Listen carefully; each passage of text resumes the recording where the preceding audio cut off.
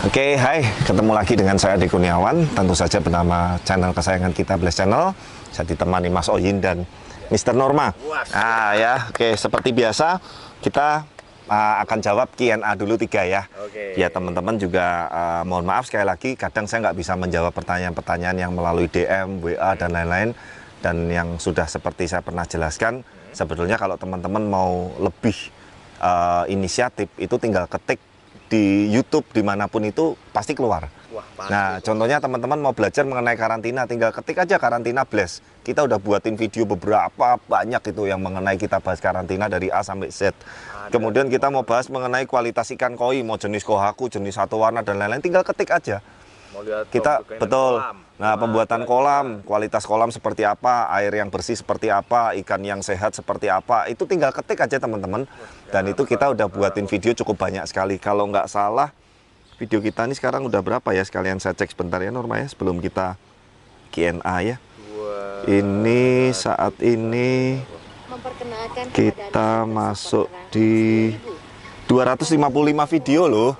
Teman-teman, 255 video itu juga nggak main-main kita, artinya banyak sekali yang semestinya kita udah buatin, tinggal teman-teman set atau ketik aja gitu. Jadi jangan dikit-dikit nanya ke saya, mohon maaf terkadang bukan saya nggak mau jawab, tapi ya itu, kalau saya jawab nggak kelar-kelar kerjaan saya. Jadi saya seperti kayak konsultan koi, malah jadi kayak tanya jawab kan, seperti itu. Jadi memang saya mesti harus tegaskan di depan sekali lagi, memang saya fokus ke penjualan koi dan pembuatan kolam koi yang premium. Jadi maaf teman-teman, terkadang seringkali yang memang menurut saya kadang pertanyaan-pertanyaannya dan memang bukan yang seperti kerjaan utama yang akan saya kerjakan, ya saya kadang nggak bisa jawab atau bantu seperti itu ya. Tapi intinya teman-teman searching aja di channel kita banyak ya. Nah, oke, kita langsung aja pertanyaan pertama dari Muhammad Alif Farhan. Om mau tanya, sekarang banyak orang yang menggunakan filter dari bata hebel, bata ringan bangunan. Apa itu aman untuk ikan? Soalnya dari bentuk berongga seperti biokristal. Nah, betulnya saya sudah sering bahas ya. Ya, jadi teman-teman mohon maaf sebelumnya, saya nggak bisa mengomentari segala sesuatu yang saya tidak lakukan atau saya tidak pakai. Cuman logika saya, pikiran saya begini. Kalau batu bata atau batu hebel itu lebih bagus dari media biocube yang kita pakai, biocube nggak laku. Ya kan? Orang pasti pakai batu bata semua lah. Kan ya kadang begini, mohon maaf teman-teman ya, orang yang mau beli biocube dengan harga yang mahal, apalagi terkadang sampai habis puluhan sampai ratusan juta, mohon maaf, itu kan bukan orang bodoh ya, betul nggak? Kalau mereka orang bodoh, nggak mungkin mereka mau gitu kan. Dan kalau memang mereka melihat bahwa batu bata atau hebel itu memang bagus untuk media biologis, yang dibahas ini mungkin biologis, ya saya rasa mungkin kita nggak perlu repot-repot pakai biocube gitu. Tapi intinya saran saya monggo dicoba. Dan ingat teman-teman, saya cuma mau mengingatkan begini, koi itu, filter itu tujuannya itu sebagai habitat dan sebagai tempat untuk pertumbuhan bakteri positif yang bisa melarutkan nitrit, nitrat, amoniak dan lain-lain dalam jangka panjang. Nah, terkadang media-media yang seperti tadi itu hati-hati teman-teman, nggak boleh telat bersihin.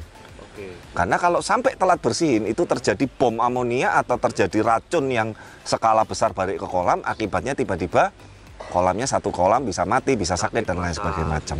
Belum lama ya, tanya tuh ya, kemarin saya barusan aja ke customer Semarang, sebetulnya saya ingat banget 5 tahun yang lalu saya udah ngomong sama beliau bahwa penggunaan media ini, jenis ini itu nggak boleh telat bersihin.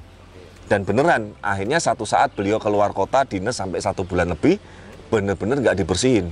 Dan orang Roma kasih makan terus. Habis 1 kolam, sisa 2. Dari 20 ikan lebih tinggal 2. Sakit massal. Gitu. Nah, itulah yang saya bicarakan, pemilihan media ini sangat penting sekali. Nah, media-media yang standar kita pakai itu memang sudah kita perhitungkan dan kita riset bahwa kalau sampai terjadi keterlambatan atau sampai terjadi sesuatu yang tidak diinginkan, tidak separah media-media yang tadi dan gitu. Tentunya lebih bisa mengurai. Nah, intinya kan media biologis yang bagus itu teman-teman mengurai, bukan mengikat sementara. Kalau mengikat sementara artinya teman-teman harus bersihkan dalam jangka waktu yang tertentu dan repot lah, intinya seperti itu ya. Jadi Muhammad Alif, intinya poinnya saya nggak bisa komentar karena saya nggak bisa pakai, tapi yang saya sarankan tadi, kalau pakai media yang murah-murah apapun itu, jangan sampai telat bersihin. Gitu. Dan memang agak repot biasanya, harus mesti sering-sering angkat dan bongkar filter ya. Kita masuk ke pertanyaan kedua. Dari Wahyu Priska 7 hari yang lalu. Ini di video yang mana ya, saya lupa. Cuman yang dia tanyain begini. Pak, saya ada 4 ikan copot sisik. Sudah ada 3 bulanan kok belum normal lagi ya. Emang agak lama ya. Pernah nonton di Blast Channel hal serupa, tapi 1 bulanan kok udah balik. Itu resepnya apa? Nah, begini. Lepas sisiknya mesti harus kita pisah dulu. Kebetulan yang waktu itu kita review bener-bener dia loncat dari karantina. Dan yang lepas ini bener-bener sisik luar aja. Nggak ada daging yang terkelupas, nggak ada daging yang robek. Nah mungkin ya Pak Wahyu, yang Pak Wahyu bilang lama ini biasanya mungkin benturan di kolam atau ada benda-benda yang tajam di sekitar kolam. Makanya kan saya sering bilang hati-hati kalau yang bikin kolam ini nggak profesional. Biasanya koinya ada yang gampang luka, gampang loncat lah segala macam. Makanya saya selalu menyarankan meskipun tidak buat kolam ke Blast, tapi bikinlah kolam koi ke yang profesional gitu. Nah kadang memang saya perhatikan ada beberapa kolam ini yang pembuatnya tidak memperhatikan keamanan si ikan koi ini. Bisa kebentur lingiran, kebentur pipa, ada pipa nongol segala macam. Nah kalau robeknya robek daging memang itu lama banget. Bahkan kabar buruknya nggak bisa balik. Berarti kayak cacat. Kayak cacat permanen. Gitu. Iya, karena ini seperti kayak kita ngating ikan. Kalau teman-teman perhatiin kating yang dikerok-kerok kulit, yang sampai robek dagingnya, itu kan terkadang pulihnya sembuhnya nggak bisa 100%. Nah itu karena memang sudah bukan cuma sisik yang terkelupas, tapi daging. Nah lukanya dalam biasanya. Dan yang kedua, ada faktor kedua usia ikan. Kalau usia ikannya sudah semakin tua, biasanya sembuhnya makin sulit.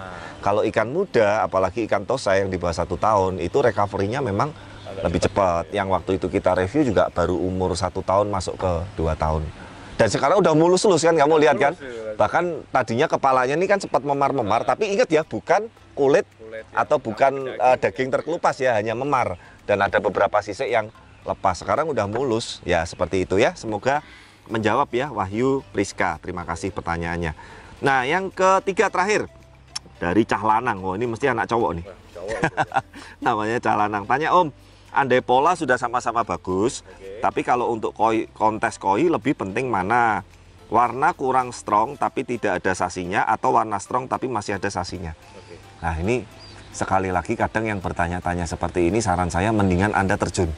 Berarti langsung ke lokasi nonton? Enggak, gini.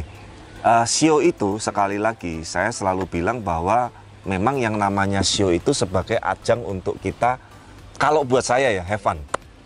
Have fun dalam artian, have fun ini dalam artian kita nothing tulus, suka sama ikannya, dan memang yang penting ikannya jangan yang parah-parah amat, kita berangkatin sio nothing tulus.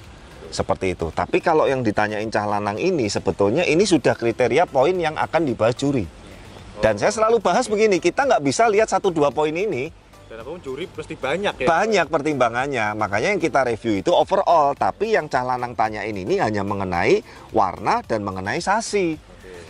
Baru 2 poin loh.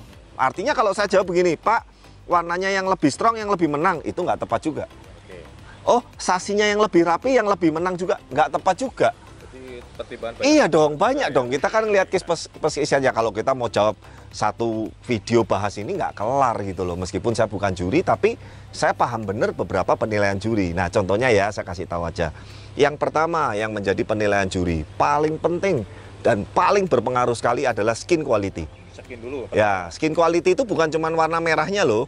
Merah bersih dengan merah yang kotor itu beda lagi. Merah yang nyala shining dengan merah yang buram itu beda lagi. Ya kan. Kedua, anatomi. Ya, anatomi ini aja kalau kita bahas ini sangat panjang sekali. Ada yang anatominya terlalu bulky, ada yang proporsional, ada yang stud bodinya bagus. Itu kan kita bahas anatomi aja poinnya udah beberapa. Ya kan, terus kan nanti kelayakan bentuk pangkal ekor dengan kepalanya. Kadang ada yang kepalanya terlalu gede, ekornya terlalu pendek, itu juga juri nggak suka. Jadi ini poin ini kalau yang ditanyain Cah Lanang ini lebar sekali. Tapi tadi Cah Lanang hanya menanyakan 2 poin yang menurut saya itu nggak bisa dibuat patokan. Ya, nah baru kemudian ada pattern atau pola. Baru kemudian ada warna.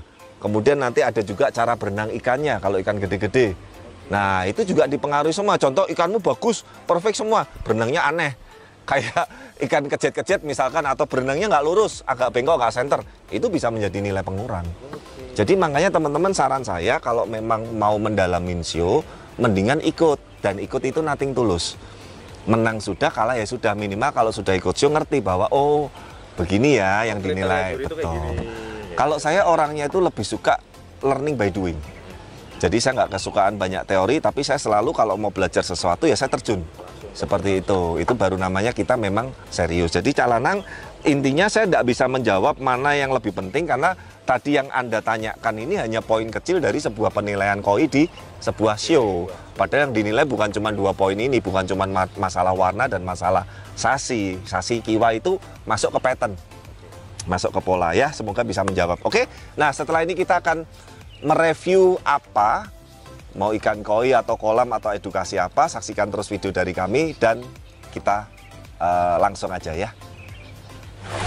Oke, nah di video kali ini kita akan membahas beberapa istilah-istilah koi yang mungkin buat teman-teman terutama yang masih newbie ini cukup asing gitu. Nah sekalian di satu video ini saya kasih contoh ikan sama istilah-istilahnya.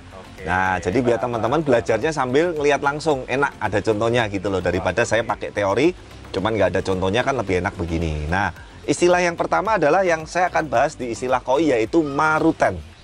Ya, maruten itu adalah pola pada ikan koi yang di buletan kepalanya itu ada seperti lingkaran.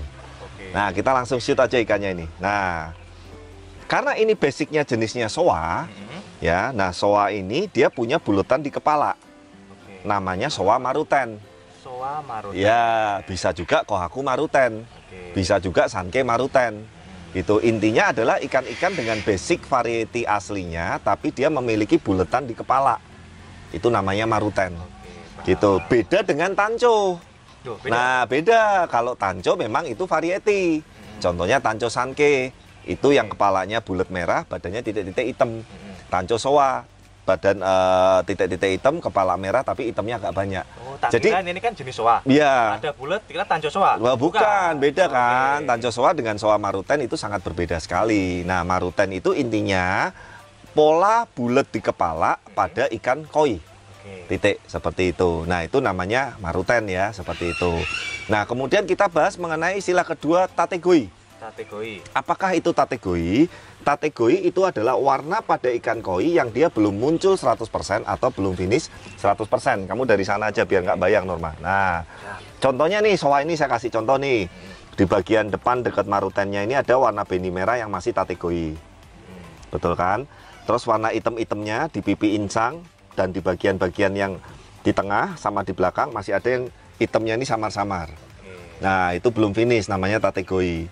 Ya, jadi tategoi itu baik sumi maupun beni merah itu yang intinya warna yang belum muncul maksimal. Atau istilahnya kalau di teman-teman koi ini belum finish seperti itu. Dan itu biasanya disebut tategoi sampai usia berapa kok? Atau nggak tahu juga, ada ikan yang sudah jumbo masih tategoi, ada juga. Berarti selama warna itu belum muncul 100% itu masih namanya tategoi.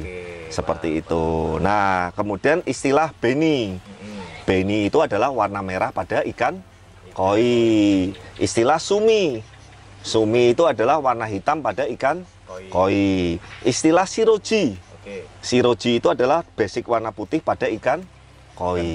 Nah, itu tadi kita udah belajar beberapa istilah dalam satu video ya, biar teman-teman bisa belajar sama-sama juga. Nah, kemudian ada istilah motogoro.